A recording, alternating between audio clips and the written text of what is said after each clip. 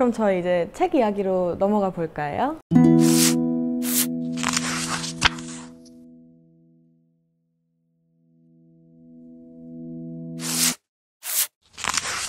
네, 좋습니다. 그럼 저희 우선 서론과 1장부터 한번 이야기해 보도록 하겠습니다. 이제 서론과 1장에서는 묵시문학과 종말에 대해서 설명을 해주고 있어요. 그런데 이제 켈러께서는 종말에 대한 기존의 개념이 되게 잘못됐다라고 설명을 하는데, 혹시 그렇다면 종말이란 무엇이고 저희는 종말을 어떻게 이해해야 할까요? 예, 그 종말이라는 말 자체가 되게 좀 비극적이고 좀 막연하고 그렇기 때문에 혹시 그 MC분께서는 네. 종말이라는 말을 생각했을 때 어떤 생각을 하셨나요? 뭔가 종말이라고 하면은 떠오르는 이미지가 약간 하늘에서 갑자기 이렇게 날벼락이 떨어지듯이 갑자기 펑 하고 뭔가 한순간에 모든 게 사라지는 그런 엄청나게 큰 하나의 사건처럼 이미지가 그려지거든요. 세상의 끝, 맞아요. 막 불 맞아요. 나고 불타고 불이 막. 나야 되고, 네. 맞아요. 맞아요. 그래서 저도 그렇게 생각을 했었는데, 이 책을 읽다 보면 그런 생각들하고 조금 다른 종말을 얘기하고 있다라는 걸 좀 느꼈습니다. 그래서 캐서린 켈러가 이 책에서 이제 일단 3가지 유형을 꼽고 그 3가지 유형들과 다른 한 가지를 나는 추구하고 있다라고 설명을 하고 있어요. 그래서 그거를 좀 소개해드리면, 여기 책의 49페이지에 보면 첫 번째는 이제 미래에 대해서 문자주의적으로 접근을 하는 거죠. 뭐 예를 들어서 뭐 사이비 교단에서도 많이 하는 거, 뭐 몇 월 며칠 우리가 뭐 멸망할 것이다 이런 식으로 막 정확한 날짜를 막 제시하면서 이렇게 하면서 그때까지 우리를 뭐 막 살아도 된다 뭐 이런 식으로 다미스에 뭐 그런 것도 있고. 우리나라에서 예. 했었죠. 예. 근데 할 거다. 그쵸. 네. 근데 꼭 사이비에서만 있는 게 아니라요. 기독교 안에서도 그런 흐름이 조금 있는 경향이 있다고 합니다. 그래서 뭐 트럼프가 올 미래의 어떤 뭐 그런 것이다 뭐 이렇게까지 나가는 사람들도 있고요. 뭐 그런 특정한 사람을 마치 이제 뭐 종말을 다루는 사람처럼 이제 한다거나 그런 그렇게 막 뭔가 확정을 짓는 그런 종말에 대한 것이 있는데, 그것도 바람직하지 못하다라고 이제 얘기를 하고 있고요. 또 하나는 너무나 낙관적인 입장을 가지고 있는 거죠. 뭐 망할 테지만 우리는 살아남을 것이다. 이렇게 이제 뭐 우리는 하나님이 이렇게 들러 올려서 뭐 그렇게 할 것이다. 우리의 문제가 아니다. 이렇게 생각하는 사람도 있고, 아니면 이제 과학에서는 과학이 발달해서 어떻게든 우리가 지구를 살 수 있도록 바꿔낼 수 있다라는 되게 낙관적인 입장을 가지고 있는 거고요. 이제 3번째가 사실 우리가 가장 많이 가지고 있는 입장인 것 같아요. 허무주의. 예, 그러니까 이제 얼마 안 남았으니까 이제 우리가 뭐 노력해봤자 별로 달라지지 않을 것이다. 이렇게 생각하는 거죠. 근데 이게 사실은 되게 많이 우리에게 팽배해 있는 입장인 것 같아요. 그런데 이제 이런 3가지 입장보다는 4번째 입장을 이제 전하고 있어요. 그래서 51페이지에 보시면 이걸 제가 좀 읽어볼게요. 요한의 묵시록에 대한 4번째 일기는 낙관주의나 허무주의를 반대하고 묵시록을 문자적으로 읽는 것과도 뭔가 다른 입장을 취합니다. 그래서 이것은 무엇을 의미하냐면, 이제 해방신학이나 생태신학이나 여성신학에서 했던 끊임없이 사회를 변혁시키고자 했던 그런 신학적인 흐름을 이어받아서 우리가 이런 비관적인 현실임에도 불구하고 어떻게 보면 내일 지구에 종말이 올지라도 나는 하나의 사과나무를 심겠다 뭐 그런 것처럼 우리가 할 수 있는 일들을 만들어 가면서 이웃들을 이렇게 도덕이고 또 나무를 심는다든가 뭐 여러 가지 일들, 우리가 할 수 있는 일들을 찾아가면서 뭔가 조그만한 변화를 만들어 갈 수 있다. 그리고 그게 우리가 할 수 있는 일이다라는 자세를 취하는 그 입장을 이제 이 책에서 설명하고 있습니다. 그러니까 기존의 종말은 이 지구가 멸망하고 끝나고 믿는 사람들만 이제 다른 어떠한 새 땅, 저 외부에 존재하는 거기로 가서 행복하게 살 거라는 게 이제 종말이었는데, 켈러는 그게 아니라는 거잖아요. 이 종말이 그냥 이 땅의 끝이 아니고, 저는 켈러가 말하는 게 이 지구의 끝이 아니라 어떤 이 지구를 병들게 하는 어떤 세력의 끝을 종말로 보고 있지 않은가라는 생각이 들었어요. 그래서 이 1장을 보면은 저는 굉장히 중요한 단어가 깊은 패턴들로 이 종말 묵시 문학을 읽기인데, 우리 지구는 계속 역사상 반복되는데 어떠한 악의 세력이라고 해야 되나요? 뭐 구조악이라든지 이런 악이 어떠한 사람들을 계속 병들게 하고 아프게 하는 게 계속 반복되잖아요. 그래서 켈러는 아마 묵시문학을 그렇게 봐야 된다, 경고로 우리가 읽어야 된다라는 것을 우리에게 말해주고 있는 것 같아요. 홍 목사님 말해주신 것처럼 뭔가 이런 약자들, 작은 자들을 끊임없이 이렇게 억압해왔던 그런 세력들의 끝이기도 하고, 동시에 그렇게 계속 지난한 역사를 통해서 억압당하고 차별당하고 살기 어려운 현실을 살아가지만, 그럼에도 불구하고 거기서 연대하고 이제 새로운 희망을 찾고, 그런 사람들에게 힘을 주는 새로운 희망, 새로운 세상, 그런 의미이기도 한 것 같아요. 네. 계속 반복되지만 우리의 이야기는 여기서 끝이 아니다. 네, 그래서 동시에 공존하는 것 같습니다. 새하늘과 새 땅인 거죠, 사실. 네. 신천지. 그러면은 네. 깊이 박힌 패턴을 조금 다른 패턴으로 이제 바꾸는 게 종말이라고 말하면 될까요? 아주 드라마틱하게 바뀌는 건 아닌 것 같아요. 하지만 조금씩 차이들을 만들어 가면서 그래도 우리는 이렇게 움직이고 있다. 네. 우리가 조금은 좋은 방향으로 선택을 하고, 그래서 새로운 이야기들이 좀 잔잔하게 드라마틱하게는 아니지만 조금씩 생겨나고 있고, 우리도 거기에 한 발을 딛고 있다. 그런 얘기를 하는 것 같아서 되게 좀 따뜻했습니다. 네. 그러니까 종말하면 두렵잖아요. 네, 막 그렇죠. 아까 말했듯이 막 파국, 세계 멸망 뭐 이런 걸 연상하는데, 켈러는 이러한 것을 희망으로 읽자라고 우리를 계속 초대해 주는 것 같아요. 네, 맞아요. 막 나이브한 희망은 아니지만 그래도 우린 여기에 살아있다. 그리고 함께 있는 동료들이 있다. 이제 이런 것들을 잊지 말아달라는 그런 의미였던 것 같습니다. 그리고 이제 희망이 있다고 해서 아무것도 하지 않아도 된다는 게 아니라는 메시지가 참 중요한 것 같아요. 맞습니다. 왜냐하면 마치 이미 나는 뭔가 저 너머의 이상향, 이데아, 파라다이스 같은 곳에 한 자리를 난 이미 맡아놨다라고 생각을 하면, 이제 그냥 어차피 자리를 맡아놨으니까 거기에 가기 전까지는 뭘 해도 상관없나? 이렇게 해석이 될 여지가 있는데, 그럼에도 내가 지금 살아간 오늘의 최선을 다해야 한다는 메시지가 참 좋은 것 같아요. 네. 그래서 패턴이 중요했다는 게, 이게 반복되는 패턴에서 인간이 어떠한 선택을 하느냐에 따라서 이 미래가 변경이 되잖아요. 달라지고 조금씩. 그렇죠.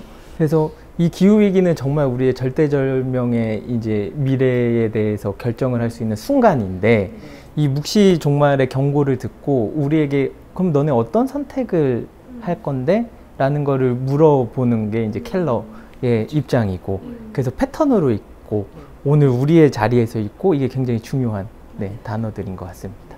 네. 좋습니다. 저희 2장으로 넘어갈까요? 네.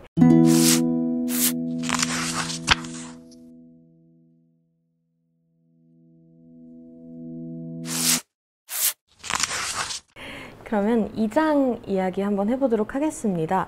2장의 주제는 슬피 우는 새들이라고 하는데요. 이제 독수리의 탄식에 대해 다루고 있습니다. 요한계시록 8장 13절을 보면 독수리가 땅을 보며 화를 입으리라 라고 말을 하고 있습니다. 저자는 이제 화를 입으리라가 그리스어 우아이를 번역한 건데, 이제 우아이는 슬프도다 라고 번역하는 게 더 적절하다고 이야기하는데요. 과연 그러면 이 2장에서 이야기하는 이 독수리의 울음이 가지고 있는 이미지, 그리고 그 의미는 무엇일까요? 네, 뭐 단적으로 말하면 독수리가 무언지 모르겠지만 뭐 신이기도 하면서 인간을 불러일으키는 존재이기도 하면서 뭐 그게 알 수는 없어요. 그러니까 켈러는 그렇게 문자주의적으로 이게 뭐다 이렇게 해석하지는 않아요. 하지만 추측하기로는 이제 하나님이시긴 한데, 이게 이제 우리에게 불러일으키는 어떤 에너지 이런 것처럼 작용하는 것 같고요.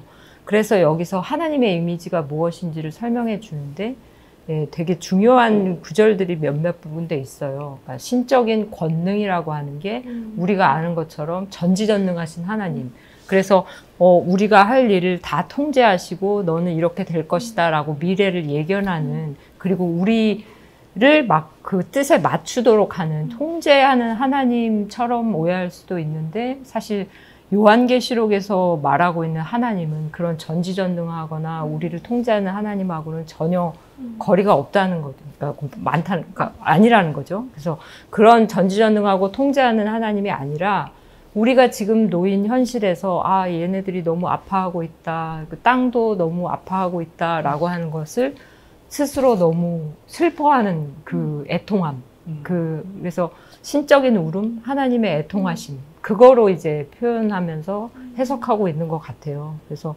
하나님이 뭔가 우리의 기후위기, 이 지구가 이제 멸망하고 있는 시대에 그 휴거를 믿는 사람처럼 하나님이 뭔가 싹 다 이렇게 바꿔주실 것이다, 그건 전혀 아니고, 이런 현실에서 하나님이 함께 우리와 아파하시면서 우리를 또 초대하고 있다라는 걸 좀 말하고 있어서, 그게 또 우리에게도 이어집니다. 그러니까 이런 애통하시는 하나님 옆에서 우리도 애통해하면서 함께 무언가 할 수 있도록 이렇게 뭔가 하나님의 애통하심인데 우리의 애통함을 이렇게 불러일으키는 그런 의미인 것 같아요. 예.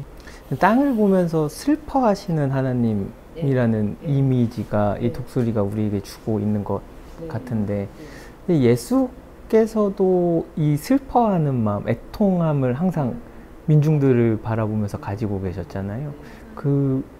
그래서 그 단어가 아마 스플랑크니조마이, 불쌍히 여기다라는 마음인데, 이게 창자가 끊어질 듯한 고통으로 상대방의 고통을 바라보는 건데, 켈러는 이 독수리의 이미지를 통해서 하나님의 마음을 그렇게 우리에게 보여주고 있는 것 같아요. 이 땅을 보면서 같이 아파하고 이 땅의 아픔을 같이 아파하시는 하나님을 그리고 있는 것 같아요. 그래서 그런 하나님이 애통해 하시는데, 그거를 우리가 알라고 하는 데서 끝나는 것도 아닙니다. 그런 하나님이 애통해 하심을 보면서 우리는 또 다른 생명체들, 또 우리가 만나가는 여러 가지 부정의함, 폭력, 이런 것들을 또 애통해 하면서 작은 자들을 느끼면서 우리도 같이 애통하고 공감하고, 우리도 창자가 끊는 것 같은 그런 아픔을 느끼면서 뭔가 공감하고 행동하도록 요청하고 있는 것 같습니다. 뭔가 계속 들으면서 연상되는 이미지가 되게 건강한 부모 자식 관계 같은 느낌이 들어요. 그러니까 이게 계속해서 1장부터 계속 이어지는 테마가 결국에는 인간의 선택, 그러니까 인간의 주체성을 인정하시는 전지전능한 존재라는 건데, 사실 이게 되게 뭔가 모순적인 느낌이 들기도 하잖아요. 근데 이게 결국에는 사랑이라는 하나의 키워드가 들면 모순이 사라진다고 생각하거든요. 그러니까 예를 들어서 부모가 자식을 정말 너무 애지중지 키우고 낳아서 너무 예쁘게 키웠는데, 그 자식이 이제 스스로 선택을 하면서 계속 부모의 눈에는 어긋나는 선택들을 할 때 그 애통함, 그런데 그럼에도 그거를 기다려주는 게 진짜 사랑이 아닌가 하는 생각을 많이 하는데, 사실은 이 하나님과 이 땅에 있는 그 피조물들의 관계에서 그런 사랑이 되게 느껴지는 것 같아요. 그 애통함이라는 단어에서. 네. 근데 사실 캐더린 켈러는 이 책에서뿐만이 아니라, 하나님은 뭔가 우리를 배제하고 자신만이 계획하고 우리가 이렇게 가도록 통제하는 하나님이 절대 아니다라는 걸 되게 많이 강조하고 있거든요. 그래서 여기 책에도 93페이지에 보면요, 정의로우신 하나님이 도대체 어떻게 세계를 통제하시면서 동시에 우리에게 책임을 물을 수가 있는가, 이런 질문을 해요. 그래서 전지전능하고 다 일거수일투족을 통제하고 계획하는 하나님이라면, 그런 하나님은 인간에게 책임을 물을 수가 없다는 거죠. 다 자기가 관할한다면 왜 그런 하나님이 왜 인간에게 책임을 묻는가. 근데 이제 말씀해 주신 것처럼 사랑하지만 뭔가 본인이 해결해야 되는, 그러니까 그들이 스스로 해결해야 되는 관계성 속에서는 애통해하면 애통함대로 가지고 있지만, 선택을 믿어서 신뢰하면서 인간들에게, 자녀들에게 이렇게 선택하도록 하는 거기 때문에, 그런 의미에서 이제 이 애통하심이 곧 우리의 애통하심으로 연결된다라는 의미인 것 같아요. 그래서 사실 신앙생활에서 되게 중요한 게 순종이라는 단어가 굉장히 자주 나오잖아요. 근데 그러다 보면은 마치 내 길은 이미 다 정해져 있고 나는 그걸 따라가는 것만이 내 역할처럼 느껴질 때가 있어요. 근데 그 시각으로만 보면은 이해되지 않는 게 너무 많은데 그 이해되지 않은 많은 현상들을 이 책에서는 다루고 있잖아요. 뭔가 세상의 환경의 파괴라든가 아니면은 정치적인 부정이라든가 이런 것들이. 근데 말씀하신 대로 만약에 인간에게 그런 주체적인 의지가 있을 수가 없다면 책임이 있을 수가 없고, 책임이 있을 수가 없다면 죄라는 것도 사실은 인간의 죄라는 게 있을 수가 없으니까 이 부분을 이해하는 게 되게 하나님께서 이야기하시는 사랑, 하나님 방식의 사랑과 더 나아가서는 하나님이 가지고 계신 계획이라는 개념을 이해하는 데 되게 중요한 테마일 것 같아요. 네. 저는 이 애통함, 하나님의 애통함을 우리가 바로 알고 이해해야 된다. 왜 이해를 해야 되냐고 생각을 하냐면, 우리가 왜 정의로운 세상을 만들고 왜 기후 위기가 없는 세상을 만들어야 하냐면, 그것은 애통함으로부터 출발하기 때문이라고 생각을 해요. 그러니까 하나님이 이 땅을 같이 아파하시는 하나님으로 우리가 고백을 하잖아요.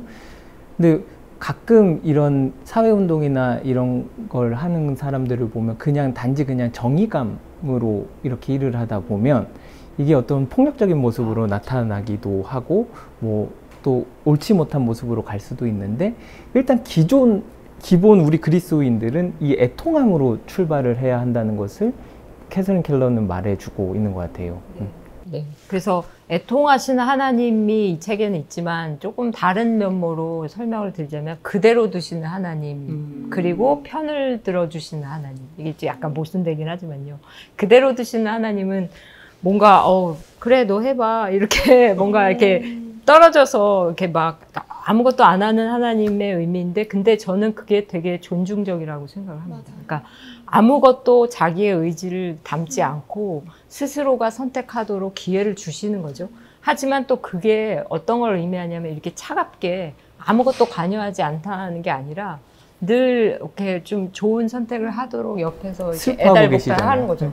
그래서 가장 아파하는 사람을 가장 더 아끼시는 의미도 됩니다. 그래서 그걸 해방신학에서 말하는 편애하시는, 가난한 자의 편을 드시는 하나님이라고도 설명할 수 있는데, 이제 이 책에 따르면 그게 이제 인간만의 아픔이 아니라, 그 민중신학회 학회할 때도 들은 말이긴 합니다만, 이제 돼지들을 이렇게 그냥 살처분할 때 우리가 그거를 느끼면서 저들이 저렇게 죽임을 당해서는 안 되는 존재들인데 하는 그 애통함 있잖아요. 그러니까 뭔가 고기를 먹으면서도 그게 무감각하고 있는데 이 존재는 우리한테 이렇게 죽어도 되는 존재들인가라고 하는 그 느낌을 느끼도록 하는 게 하나님의 애통함으로부터 약한 존재들로의 우리가 함께 아파함으로 이제 연결이 되는 그런 의미인 것 같습니다. 독수리의 이 울음소리를 듣는 일이 굉장히 중요한 시대가 되지 않았나. 네. 그러면은 결국에는 뭔가 응당 그래야 해서라는 뭔가 규칙에 따라서 행동하기보다는 하나님의 마음에 어쩌면 더 가까운 거는 내가 정말 정서적으로 그 사람과 연결되고 그 대상과 연결되는 그 마음이라고 이해할 수가 있겠네요. 네. 네. 좋습니다. 그렇다면 하나님께서는 그러니까 애통해 하시고 계시지만 이게 애통함으로만 이어질까요? 아니면은 뭔가 다음 단계의 감정이 있다고 생각을 하시나요?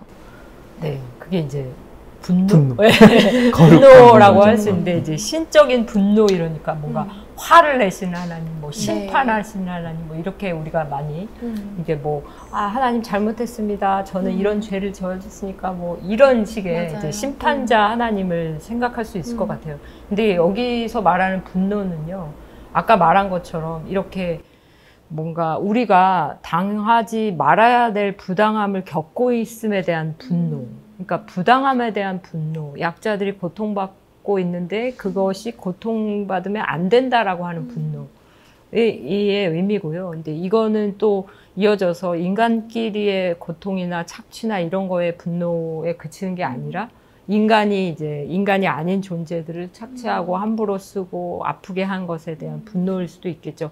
아니면 또 이제 신자유주의 사회에 들어가면서 자본과 권력에 의해서 다른 존재들을 함부로 여기고 있는 그런 현실에 대한 분노, 예, 강한 자들에 대한 분노, 자기의 그 기회를 함부로 남용하고 있는 존재들에 대한 분노, 거룩한 분노?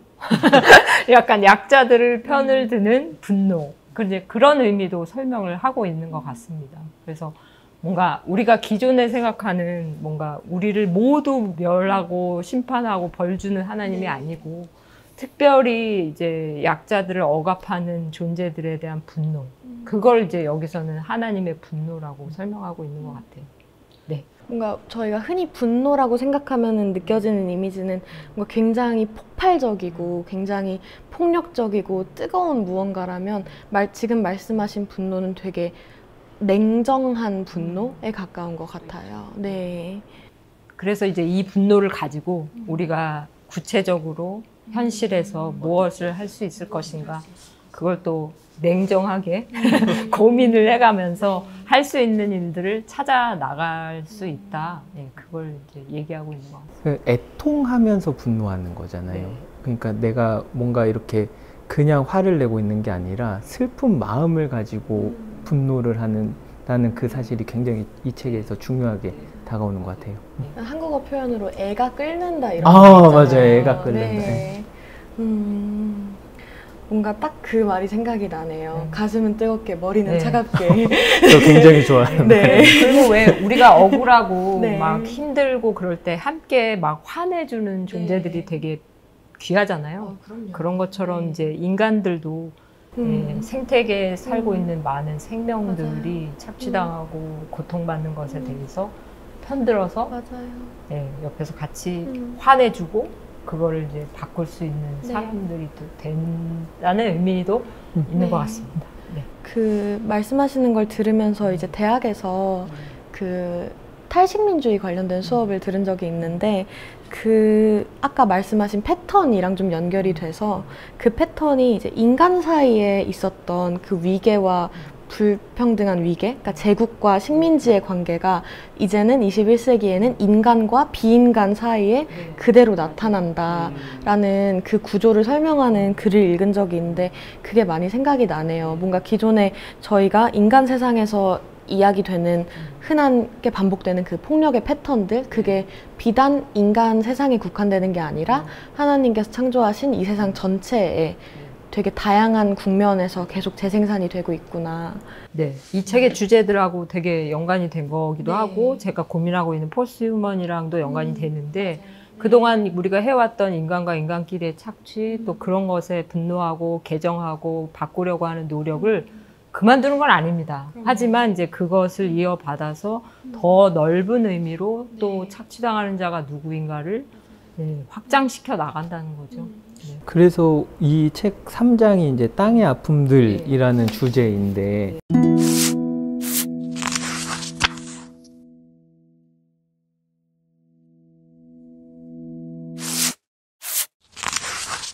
이제 땅의 아픔이라는 그 현실을 우리에게 보여주고 있는데 그러면은 그 정체를 일단 용이라는 것을 선정해서 말해주고 있어요. 출산을 앞둔 여인이 있고 그리고 이 여인을 잡아먹으려고 하는 용이라고 이제 이 캐서린 컬러는 그렇게 그려지고 있는데 우리 3장이 되게 어려워요. 네. 이해하기 굉장히 어려웠고 이게 여성신학 쪽도 다루고 있는 것 같고 그래서 이 여성을 뭔가 하나님으로 또 보려고 하는 시도들도 있었던 것 같고 그래서 굉장히 어려운 부분인데 이 3장을 우리가 어떻게 이해를 해야 할까요?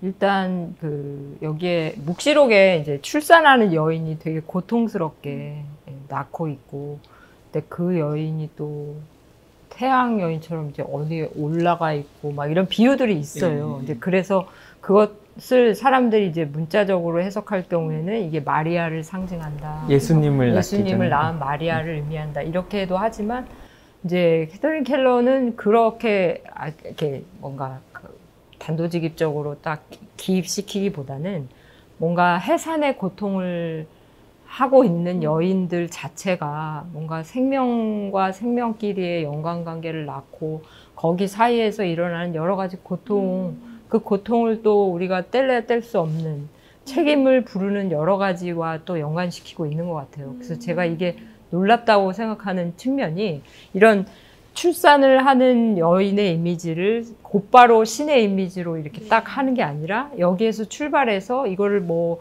고대의 여신의 이미지로도 갔다가 결국에는 또 그것만을 의미하는 게 아니라 결국엔 모든 존재들, 생명과 연관되면서 내가 낳은 존재들이, 나와 관계된 존재들이 어쩔 수 없이 고통받고 있는 현실에서 그걸 또 어떻게 할 것인가 애통해하는 그 모든 존재를 상징한다. 하나님 포함해서. 그러다 보니까 이게 되게 매력적인 것 같아요. 그냥 그 기존의 여성 신학자들은 뭐 하나님은 이렇게 출산하는 존재와 같다. 이러고 끝나버리거든요. 근데 그게 아니라 출산하는 존재의 어떤 비유로 시작하지만 많은 존재들이 경험하고 있는 서로에 대한 아픔, 그런 것들을 느끼고 있고 그런 거를 우리가 또 어떻게 풀어나가야 될까를 상징하는 그런 의미로 또 이렇게 다양하게 신비주의적으로 또 얘기하고 있어서 그게 되게 매력적인 것 같았고요. 그래서 이제 뭔가 출산이라는 의미는 되게 좀 문제가 될 수도 있잖아요. 뭐 여성은 꼭 출산을 해야 되냐, 뭐 이런 문제를 낳을 수도 있고, 그럼 출산하지 않는 여성들은 뭐냐, 뭐 이런 문제도 막 하는데, 그러니까 출산이라는 걸 어떻게 해석하고 있냐면 인간이 겪고 있는 이 고통, 어쩔 수 없이 다른 존재들을 사랑해서 느끼는 이 고통에 이렇게 연결시키고 있으니까 그런 것들이 되게 놀라웠습니다. 그래서 고통이 없이는 희망이나 가능성을 만들 수 없다라는 걸 의미하기도 하고요. 우리가 이렇게 아파할 수밖에 없지만 아까 먼저 말한 것처럼 이렇게 서로에 대한 아픔을 느끼기 때문에 거기로부터 분노도 하고 저항도 하면서 뭔가 더 나은 선택을 할 수 있는 책임의식까지 또 이어진다라고 볼 수 있는 것 같습니다. 네.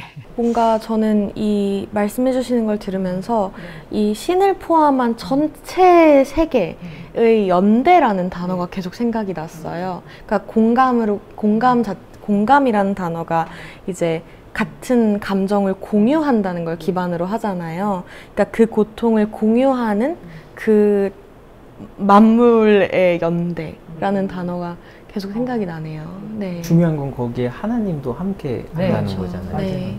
우리 하나님 하면 아프면 안 되는데 맞아요. 네, 케일러는 하나님도 같이 아파하고 있다고 얘기를 하죠. 그거를 이제 그 말해 주실 건가요? 그 독수리가 이렇게 독수리가 이제 하늘로 올라가는 게 아니라 이렇게 땅에 있으면서도 우리 곁을 이렇게 맴돌고 계속 돌고 있는 그런 이미지로 이제 표현을 하는데, 그게 이제 하나님이 뭔가 우리를 낳고 뭐 어디로 도망가거나 올라간 게 아니라 계속 우리 주변을 맴돌면서 우리를 보호하기도 하고 우리에게 계속 걸어갈 용기를 주기도 하고, 그걸 이제 쉐키나 하나님이라고도 설명을 합니다. 그 여성적인 이미지긴 한데요. 그러니까 돌보시는 하나님, 뭐 성령의 의미일 수도 있고요.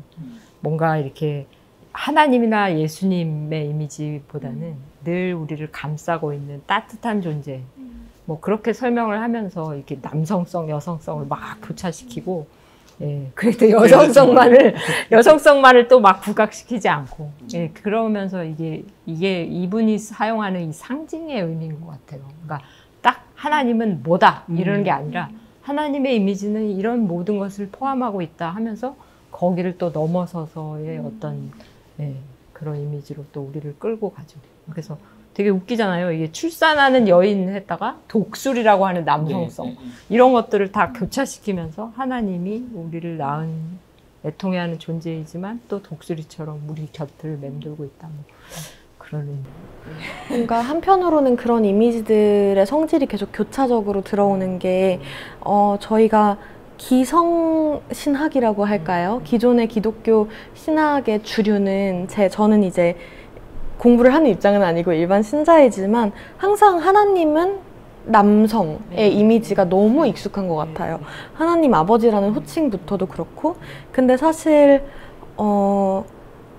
남성적이고 여성적이고라는 성질 자체가 뭔가 절대적인 것도 아니거니와 그 하나님의 성별을 규정 짓는 게 중요한 게 아니잖아요.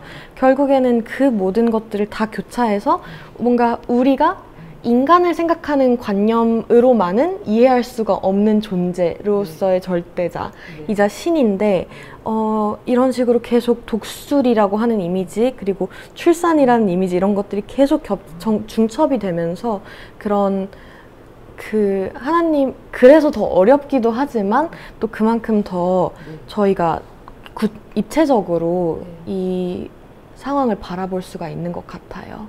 네. 뭐 제가 여성신학을 전공했지만 이제는 더 이상 여성신학에 머물지 않는 뭐라고 해야 되나 그러면서 부정신학으로 향해 가는 이유 중에 하나가 이제 여성신학에서는 하나님은 여성이다라는 거를 많이 강조해 왔거든요. 근데 그러다 보니까 또 한계가 있는 거죠. 여성이라고 하는 것 자체가 사회가 여성들한테 만들어준 이미지인데 또 그걸 하나님이라고 하면 어떡하지? 이제 그렇게 되면서 뭔가 우리가 사용하고 있는 언어의 한계가 그대로 하나님한테 옮겨지는데 이제 그런 고민도 있기 때문에 그걸 이미 이제 캐서린 켈러도 알고 있고 그래서 하나님은 출산하는 이미지도 가지고 있지만 예, 이렇게 우리를 보호하는 다양한 이미지로서도 상상되어질 수 있다. 결론은 이제 우리의 언어를 넘어서 있지만 무언가를 상징하는 하나님으로 끊임없이 새로운 다양성과 상징으로 하나님을 말할 수 있다. 그래서 이제 부정신학의 진가가 뭔가 나오는 것 같습니다. 그래도 그 이미지들을 꿰뚫고 있는 거는 공감, 네, 아까 그렇죠. 말씀하셨지? 그리고 돌봄, 네, 네. 그런 그렇죠. 것들인 것 같아요. 그러니까 뭔가 켈러의 서술 방식 자체나 그리고 지금 저희가 하는 이야기들도 결국에는 하나님은 무엇이다라고 한 줄로 정의 내리려고 할 때 이 모든 이 오류들이 발생을 하는 것 같거든요. 그래서 켈러가 이 책을 쓴 목적 자체가 하나님은 이거야 라고 정의 내리기 위해서가 아니라 하나의 큰 그 공감 내지는 고통이라는 그 줄기를 가지고 너희가 한번 생각하면서 가지를 뻗어봐라의 느낌이 조금 있었던 것 같아요. 맞아요. 네. 연결되는 거죠. 그렇죠. 네, 하나님만 네. 있는 게 아니라 우리가. 그래서 이분이 가지고 있는 게 범죄 신론이거든요. 이거 잘 설명해 주셔야 됩니다.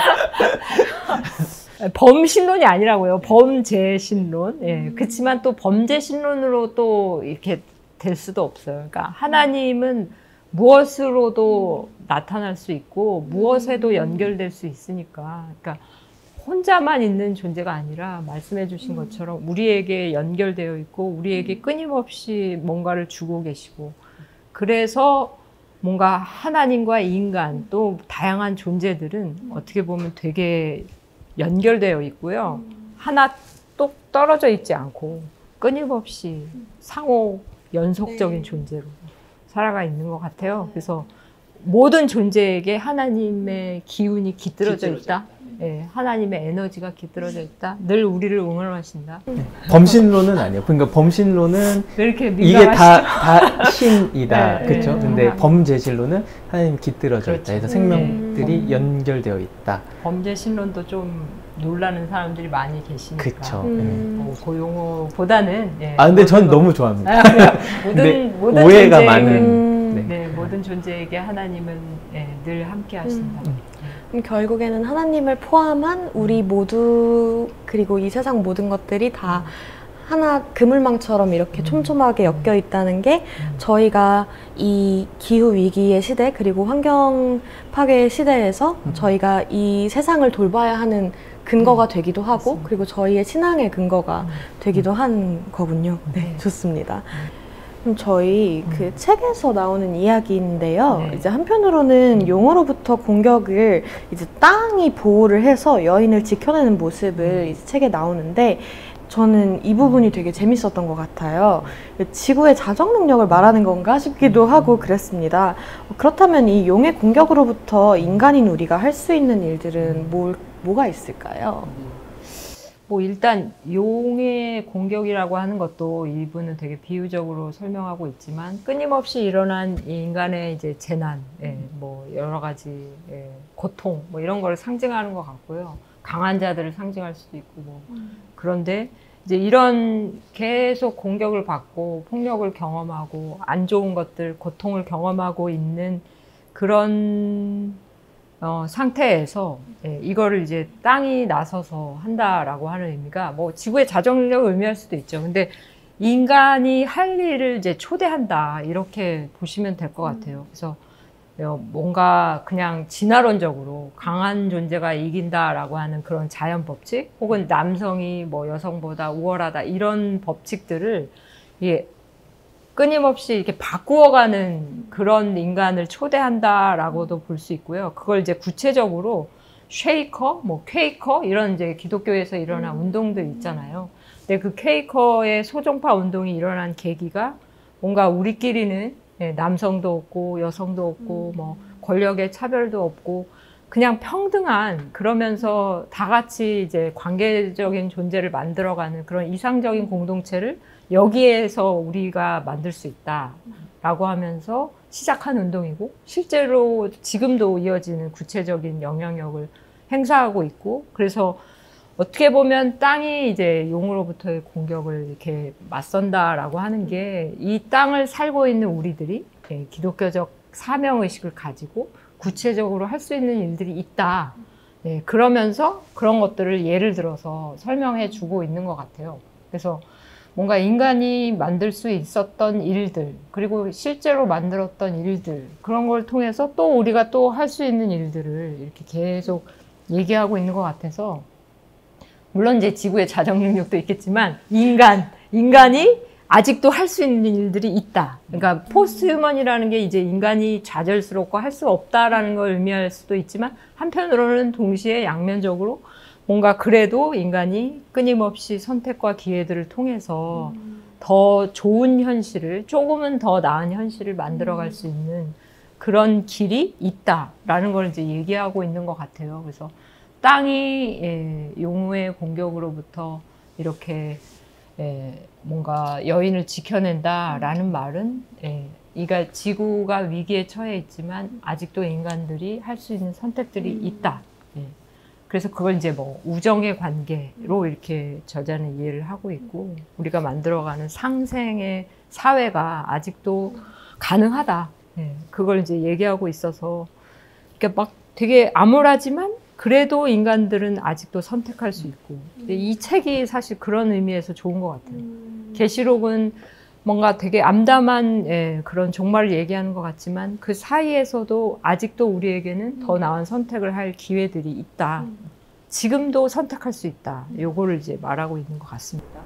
저는 이거 읽으면서 이 용의 토사물을 땅이 받아내면서 그거를 이제 여인을 보호를 하잖아요. 근데 그걸 보면서 코로나 때가 생각이 났어요. 그러니까 굉장히 기후위기가 엄청 심해지고 있고 그랬을 때, 코로나로 인해서 공장들이 다 멈췄을 때 지구가 스스로 또 자정 능력을 발휘해서 이제 환경이 조금 막 맑은 하늘도 미세먼지도 없어지고 맑은 하늘도 맞아요. 보고, 그래서 딱 이 글을 읽으면서 아, 인간이 뭘 할 수 있을까라는, 저는 오히려 그런 생각이 들었어요. 그런 것도 있죠. 아, 그냥 안 하기를 해야 하나 우리는 안 하는 걸 선택해야 되나라는 맞아. 생각도 들었어요. 인간이 멈추면 또 시작되는 것들, 그런 거 있고, 뭔가 그런 거 있잖아요. 뭐 아스팔트 만드는 거 하지 않고 이렇게 땅을 좀 더 살아나게 하면 땅이 스스로 이렇게 하고, 멈추어야 되는 것들도 있죠. 네, 그 멈춤 속에 사실 우정이 또 들어가 있는 거죠. 인간을 위해서 멈추는 게 아니라 이제 땅을 위해서 또 환경을 위해서 멈추는 행위니까 그런 것들이 좀 필요하지 않나, 오히려. 그렇게 생각합니다. 하지 말아야 할 것과 또 할 수 있는 것들을 잘 벼려내는 그런 초청인 것 같기도 하고. 근데 저는 어떻게 생각하냐면, 특히 지금 2024년을 살아가는 우리들한테 제일 큰 의지가 필요한 게 아무것도 안 하는 의지라고 생각을 해요. 정말 개인적인 얘기인데, 제가 이제 최근에 다이어트를 시작했거든요. 근데 사실 안 먹으면 되잖아요. 근데 그 안 먹는 게 제일 어렵더라고요. 그러니까 그것처럼 이게 우리는 너무 뭘 하려고 해도 계속해서 혼자서 할 수 있는 게 점점 없어지는 세상이잖아요. 여기서부터 여기까지 간다고 하면 옛날이면은 며칠이 걸려도 걸어가면 됐는데 누가 운전해주는 차를 타고 그 차가 이제 기관을 돌려서 그 차를 통해서 이동하고 이런 삶을 살고 있으니까 정말 아무것도 안 하기라는 게 지금의 삶에 익숙해져 있는 우리들에게는 어쩌면 제일 어려운 게 아닐까. 그 포스트 휴먼, 뭐 네. 인류세 벗어나기 이제 이런 것들을 보면 인간의 존재에 대한 걸 다시 이렇게 생성을 네. 하는 건데 여기서도 그 내생물들이라는 표현이 나와요. 네. 하나님 보좌 앞을 지키고 있는 내생물이 지키고 있는데 거기에 인간도 있고 뭐 독수리도 있고 뭐 사자도 있고 뭐 그런 하여튼 뭐 동물들과 같은 존재로서 인간을 놓는단 말이에요. 네. 근데 저는 여기서 말하고 있는 게 인간이 뭔가를 기우기를 내가 막 뭘 할 거야 이게 아니라 그냥 같이 놓는 거죠. 우리도 그냥 피조물 중에 하나로서 같이 놓고 거기서 이제 시작을 해봐야 하지 않을까? 그게 이제 뭐 우정이고 또 그쵸. 새로운 운동이 될 수 있겠죠.